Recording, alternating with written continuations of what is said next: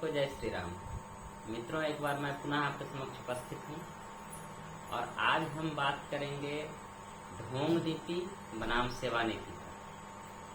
तो जैसा कि आप सबों को पता है, लोकसभा 2024 के परिणाम आ चुके हैं, सरकार बन चुकी है, चीजें स्पष्ट हो चुकी हैं। मित्रों, इस चुनाव में हमें बहुत सारी ऐसी चीजें देखने को मिली जो कि एक गंभीर विचारणीय प्रश्न है। जब चुनाव की घोषणा हुई उस समय तक सब कुछ ठीक ठाक चल रहा है, परंतु चुनाव प्रचार जब आरंभ हुआ तो जहां एक और सत्ता पक्ष अपने किए गए वायदों के बारे में बता रहे थे कि हमने इतने वायदे किए थे, उनमें से इतने वादे पूर्ण हुए और बाकी इस तरह से देश का विकास हम कर रहे हैं, वहीं दूसरी ओर विपक्ष एक भ्रम फैलाने की राजनीति कर रहा है। हम अपने अभिभावकों से पहले सुना करते थे कि नोट के बदले वोट, लोगों को किस तरह से ठगा जाता था, बेवकूफ बनाया जाता था, उन्हें पैसे का लालच देकर कि मैं तुम्हें पैसे दूंगा, तुम मुझे अपने वोट दे दो, या फिर ये लो पैसे, ये लो शराब और तुम अपना वोट मुझे दे दो। तो इस तरह की जो राजनीति हुआ करती थी, ये 10 को पहले हुआ करती थी और आपको बूथ लूटना, अनेकों विषय हैं।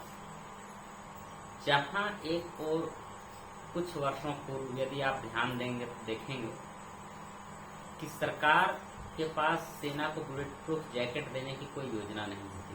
सरकार अपने देश का सोना गिरवी रख कर आती, उसे विदेश के जो पड़ोसी राष्ट्र हैं, पाकिस्तान, वह भारत के प्रधानमंत्री को देहाती औरत बोल जाता और हम हाथ पर हाथ धरे बैठे रहते थे। सेना पर हमला होता था तो सेना को सफेद कबूतर उड़ाने का आदेश हुआ करते थे। इस चुनाव में एक पार्टी जहां बोल रही थी कि हमने देश की सीमा को सुरक्षित की, हमने सेना को बुलेट प्रूफ जैकेट दिए, हमने राम मंदिर बनवाया, हमने धारा 370 हटाई, हमने गरीब कल्याण किया, यह पूरी जनता ने देखा है।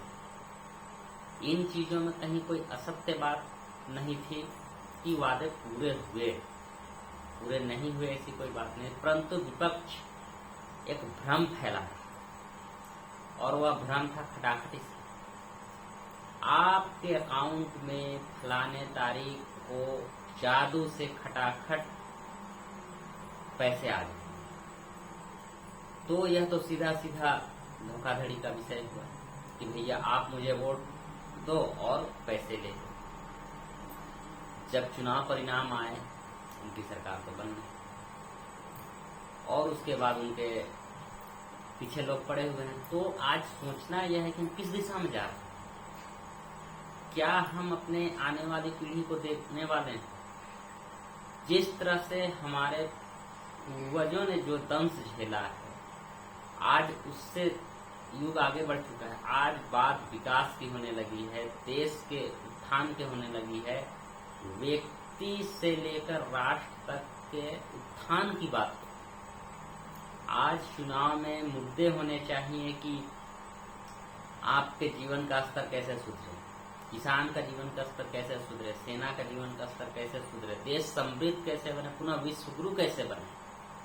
न कि इस पर बात होनी चाहिए कि आप पैसे लेकर मुझे वोट दो। तो जहां एक और स्पष्ट नियत और नीति लगातार काम हो रहे हैं, वहीं दूसरी ओर तुम मुझे वोट दो, मैं तुम्हें पैसे दूं। इस नीति पर जो लोग चल रहे हैं, ये वही लोग हैं जो कभी प्रधानमंत्री किसान सम्मान निधि पर प्रश्न उठाते थे, जो मुख्यमंत्री कृषि आशीर्वाद पर प्रश्न उठाते थे, जो देश के विकास से जिनको कोई मतलब नहीं होता था, वो सिर्फ पैसे, लालच, शराब या अन्य लालच देकर वोट लेकर अपने स्वार्थ को सिद्ध करने से ही उनको मतलब हुआ करता था। एक परिवार को ही लोग देश समझकर उसका विकास करते हैं। आज एक ऐसी परिस्थिति बनी कि संपूर्ण देश का विकास हो। तो संपूर्ण देश के विकास में उनके परिवार का विकास रुका। अब भाई आपने इतने दिनों तक भ्रम फैलाया, भ्रम की राजनीति की, और आप उसमें सफल रहे। पिछले कुछ दिनों से आपकी भ्रम की राजनीति चल नहीं रही, पुनः आपने एक भ्रम फैलाया।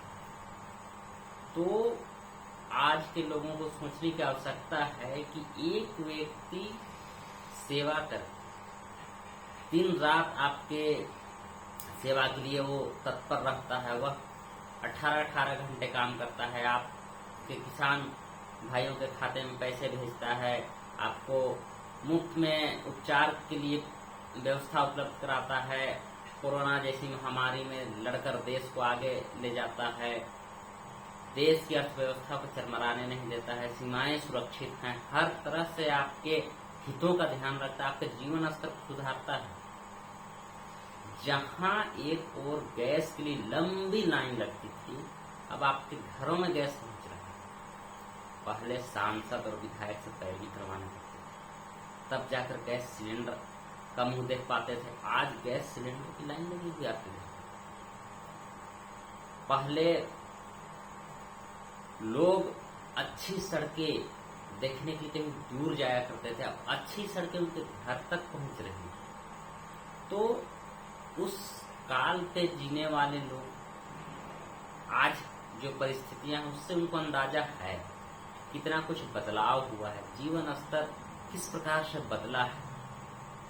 नदियों से पानी भरकर लाने से घर में नल जल योजना तक पहुंची है। अंधकूप में घोर अंधेरे में जीवन बिताने से लेकर उज्ज्वला योजना का प्रकाश आपके घर तक पहुंचा है। टपकती छतों पर भीगते हुए रात भर पानी छानकर फेंकने के युग से लेकर पक्के आवास का युग पहुंचा है। फिर भी आप उस भ्रम में फंसे और लोगों ने उन्हें वोट दिए। तो क्या आज यह हमारे देश की विडंबना नहीं है कि पैसों के लालच में वोट दिए जा रहे हैं, नगद पैसों के लालच में वोट दिए जा रहे हैं। यदि आप नगद पैसे के लालच में वोट देते हैं, और हालांकि पैसे तो मिलते नहीं, परंतु मैं मान भी लेता हूं कि आपको 8500 हर महीने मिल रहा है, क्या होता फिर उसके बाद आपके देश? क्या आप नगद पैसे लेने के बाद अपना मतदान करते, और उसके बाद क्या देश के विकास के बारे में प्रश्न करने का आपके पास कोई अवसर रखता है? क्या आप उस योग्य होते कि सरकार के उचित अनुचित चीजों पर बोल पाते? यह एक बहुत गंभीर सोचनीय प्रश्न है मित्रों। इस पर पूर्ण विराम लगना चाहिए और एक ऐसी व्यवस्था बननी चाहिए जिसमें चुनाव प्रचार में प्रलोभन की समाप्ति हो। आप विकास की बातें करेंगे, आप जीवन स्तर को ऊंचा उठाने की बात करेंगे, आप देश की सुरक्षा की बात करेंगे, आप देश को विश्व गुरु बनाने की बात करेंगे, आप अपने विपक्षी दल से अधिक मजबूत, अस्थायी, सुदृढ़, सुव्यवस्थित और विकासशील कर्मठ सरकार देने का वादा करेंगे। परंतु कोई भी दल किसी भी परिस्थिति में इस तरह का वादा न कर पाए कि आपका मत मुझे मिलेगा तो मैं आपको उसके बदले इतने रुपए दूंगा। इस प्रकार की कोई भी व्यवस्था नहीं होनी चाहिए।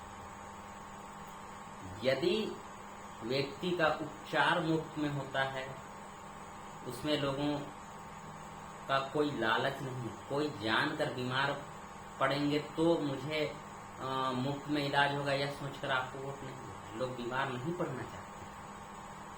किसान के चीजों में यदि हम पैसे देंगे तो वह लालच में पड़कर हमको वोट नहीं देगा, क्योंकि वह उस पर निर्भर है, उसकी आजीविका है। परंतु सीधे सीधे नगद पैसे वोट के बदले देने का क्या तात्पर्य है? क्या हम लोगों को पंगु नहीं बना देना चाहते हैं कि आप काम मत कीजिए, आप कुछ मत सोचिए, आप सिर्फ मुझे वोट दीजिए और पैसे लेकर निश्चिंत हो जाइए, ताकि मैं मनमर्जी की सरकार चला सकूं और देश में लूट खसोट का एक ढोंग रख सकूं। इसके बाद मैं पैसों का अंबार लगा सकूं और अंत में आपको चुना भी लगा। मित्रों, मैं आपसे पुनः यही निवेदन करूंगा कि वर्तमान में आने वाले भविष्य में आप भी सावधान रहिए, अपने आने वाली पीढ़ी को भी सावधान रखिए कि मतदान से पहले किसी प्रकार के लोभ में न फंसे, क्योंकि लोभ का परिणाम जनता देख चुकी है। खटाखट वाले आज मुंह छुपाते फिर रहे हैं। तो मित्रों, मैं बस आज इतना ही, इसी बात पर अपनी बात को समाप्त करूंगा। सावधान रहिए, सतर्क रहिए और लोभ से बचिए, किसी के बहकावे में नहीं आइए। जय श्री राम।